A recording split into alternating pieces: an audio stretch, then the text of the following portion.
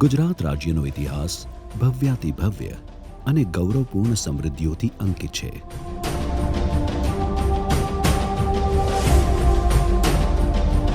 આઝાદી પહેલા ગુજરાતમાં 350 જેટલા નાના મોટા રજવાડાઓ અસ્તિત્વમાં હતા. ફક્ત સૌરાષ્ટ્ર પ્રાંતમાં જ 222 જેટલા રજવાડા હયાત હતા. આ રજવાડાઓનો ઇતિહાસ ગુજરાતની ગૌરવપૂર્ણ ગાથાઓ જેટલો જ પ્રતિભાશાળી રહ્યો છે. સૌરાષ્ટ્રની ઉત્તર દિશામાં આવેલો દરિયાકાંઠાનો વિસ્તાર હાલાર રજવાડાથી વિખ્યાત હતો. આ વાત છે ઈસવીસન 1540ની, જ્યારે જામ રાવલે કચ્છમાંથી હાલાર ભણી કૂચ કરી અને ધ્રોલ તેમજ તેની નીચેના નગરો ઉપર વિજય મેળવ્યો. સૌરાષ્ટ્રના મોટા ભાગો પર જીત મેળવી જામ રાવલે સ્થાપના કરી પોતાના સામ્રાજ્યની. વિક્રમ સંવત 1597ના શ્રાવણ મહિનાના શુક્લ પક્ષના 7મા દિવસે રંગમતી અને નાગમતી નદીના કિનારે જામ રાવલે નવી રાજધાનીની સ્થાપના કરી, જેનું નામ રાખ્યું નવાનગર.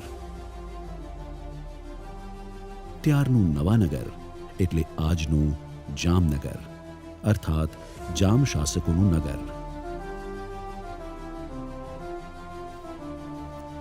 સુખ અને સમૃદ્ધિથી ભરપૂર નવાનગર રાજ્યમાં ઈસવીસન 1834, ઈસવીસન 1839 અને ઈસવીસન 1846માં ભીષણ દુષ્કાળ પડ્યો. ઉપરાઉપરી પડેલા દુષ્કાળના કારણે નવાનગરની ધરતી વેરાન બની ગઈ અને પ્રજા ભૂખમરાનો ભોગ બની. દુષ્કાળગ્રસ્તોને સહાય કરવા ઈસવીસન 1845માં રાજવી જામ રણમલજી બીજાએ રણમલ તળાવનું નિર્માણ કરાવ્યું. તળાવના નિર્માણથી જળસંચય થવા લાગ્યો અને સાથે જ નગરના કૂવામાં પાણીના તળ ઊંચા આવ્યા. આ તળાવ આજ સુધી જામનગર શહેરના ભૂગર્ભ પાણીનો સ્ત્રોત છે. રણમલ તળાવના નિર્માણની સાથોસાથ જામ રણમલજી બીજાએ વિદેશી આક્રમણકારીઓથી રાજ્યની અભેદ સુરક્ષા માટે તળાવ મધ્યે લાખોટા કોઠો બંધાવ્યો.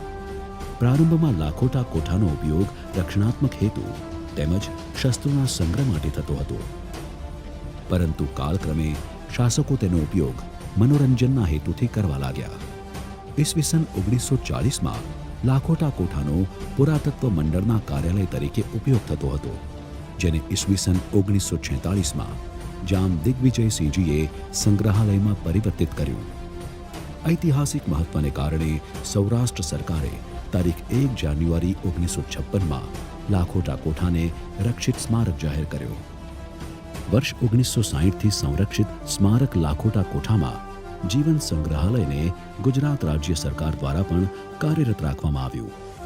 ભૂકંપ અને કુદરતી આપદાઓના કારણે જીર્ણ થયેલા લાખોટા કોઠાનો વર્ષ 2015-2017માં જામનગર મહાનગરપાલિકા અને ગુજરાત રાજ્ય પુરાતત્વ વિભાગના સંયુક્ત ઉપક્રમે જીર્ણોદ્ધાર કરવામાં આવ્યો.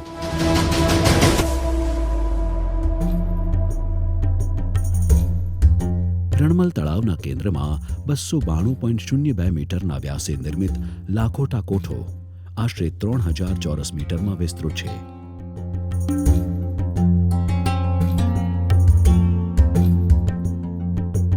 ગોળાકાર લાખોટા કોઠાનું બાંધકામ રાજપૂત અને ઈરાનિયન સ્થાપત્ય શૈલીના કલાત્મક સંયોજનથી કરવામાં આવ્યું છે.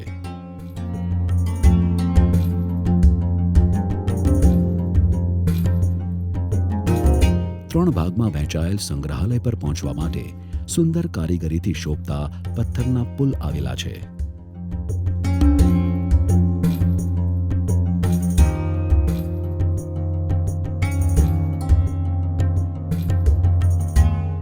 કોઠામાં પ્રવેશદ્વારના ઉત્તર અને દક્ષિણ બંને તરફના પુલ પર આશરે 15 ફૂટ લાંબા અને 12 ફૂટ પહોળા 2 કાષ્ઠ પુલ એટલે કે લાકડાના પુલ આવેલા છે.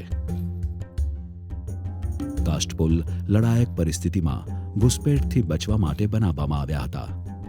સંગ્રહાલયના અગ્રભાગમાં જામનગરના સ્થાપક જામ રાવલની અશ્વારૂઢ પ્રતિમા મૂકવામાં આવી છે, જે અમેરિકન શિલ્પકાર હર્બર્ટ હેસેલ્ટીન દ્વારા તૈયાર કરવામાં આવી છે. ત્રણેય પથ્થર પુલોના સંગમ સ્થાન પર લાખોટા કોઠાનું મુખ્ય પ્રવેશદ્વાર છે.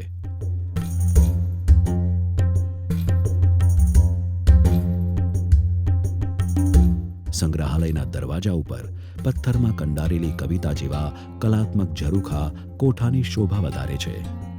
લાખોટા કોઠાની ફરતે ચોતરફ જોઈ શકાય તે માટે ગોળ અને લંબચોરસ એમ રાજપૂતાના શૈલીથી બનેલા 12 ઝરૂખાઓ આવેલા છે. કોઠાના 2 ધ્વજદંડ કિલ્લાની અનેરી ઓળખ પૂરી પાડે છે. ત્રણેય દિશામાં આવેલા સિંહ દ્વાર તરીકે ઓળખાતા વિશાળ કમાનવાળા દરવાજા સંગ્રહાલયની પ્રવેશ ગેલેરી તરફ દોરી જાય છે.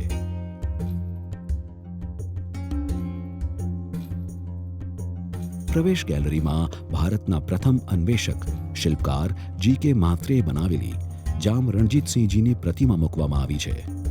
પ્રવેશદ્વારની ગેલેરીમાંથી સીડીઓ જમીની સ્તરથી 5.2 મીટર ઊંચા સંગ્રહાલયના વિશાળ કેન્દ્રીય પરિસરમાં લઈ જાય છે.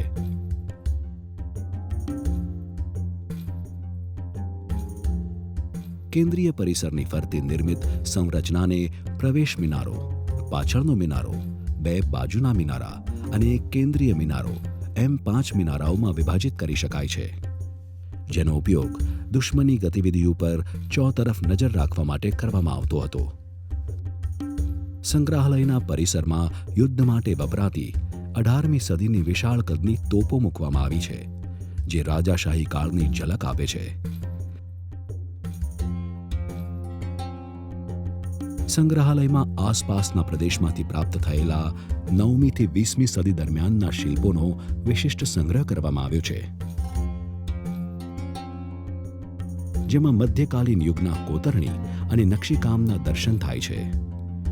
9 જેટલા વિભાગમાં વિભાજિત સંગ્રહાલયમાં 300 જેટલી કલાકૃતિઓ પ્રદર્શિત કરવામાં આવી છે.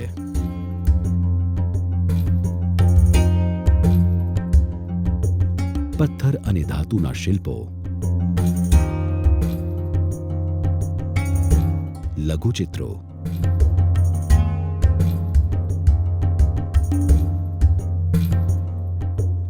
ભૂચર મોરીની લડાઈનું ચિત્ર,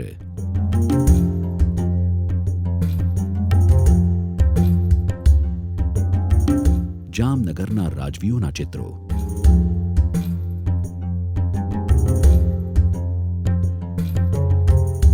તામ્રપત્રો,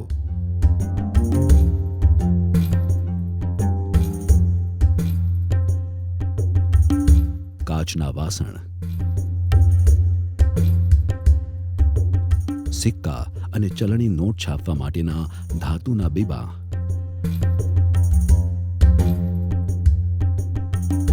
કાષ્ઠની કોતરણીવાળી કમાનો અને છત,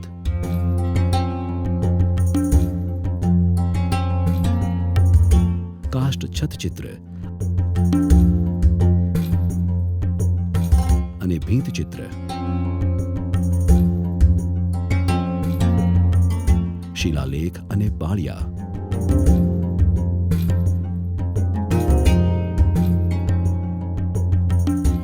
ભરતકામ અને મોતીકામવાળી પ્રાદેશિક વસ્ત્રકલા તેમજ હસ્તકલા, સુશોભન કલા, પ્રાકૃતિક ઇતિહાસના અવશેષો અને રાજવી શસ્ત્રાગાર ઇત્યાદિ સંગ્રહાલયના મુખ્ય આકર્ષણો છે.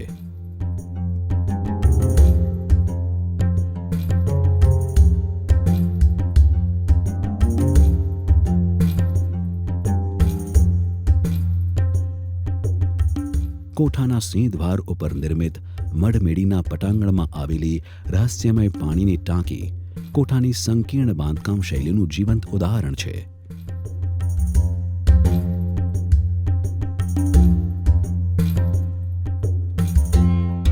સંગ્રહાલયના પરિસરમાં બ્લુ વેલનું અસ્થિકંકાલ મૂકવામાં આવ્યું છે.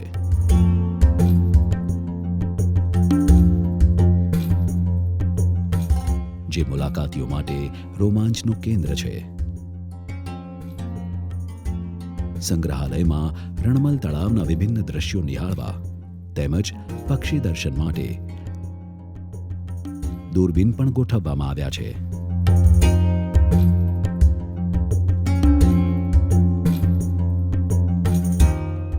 આ ઉપરાંત તળાવમાં નિર્મિત દેરાણી જેઠાણી સ્મારક અને ઘડિયાળી કૂવો મુલાકાતીઓમાં અલભ્ય આકર્ષણ જગાવે છે.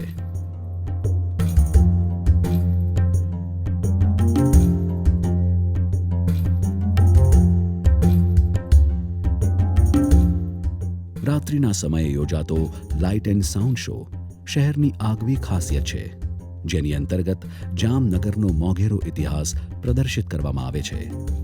રાત્રે અવનવી રોશનીથી ઝળહળતો લાખોટા કોઠો સહેલાણીઓમાં અનેરો રોમાંચ સર્જે છે.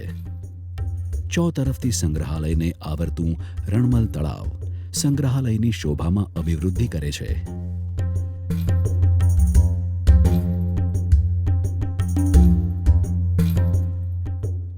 નૈસર્ગિક સંપદાથી સંપન્ન રણમલ તળાવ દેશ વિદેશના યાયાવર પક્ષીઓને આદર્શ આશ્રય સ્થાન પૂરું પાડે છે.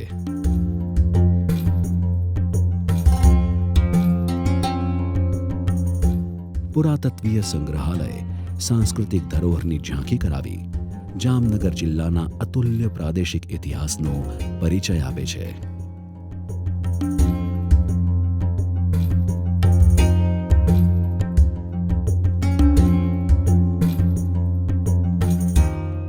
પુરાતત્વીય સંગ્રહાલય જામનગર, જ્યાં જર્માન ઇતિહાસના સમૃદ્ધ વારસાને ઉજાગર કરે છે.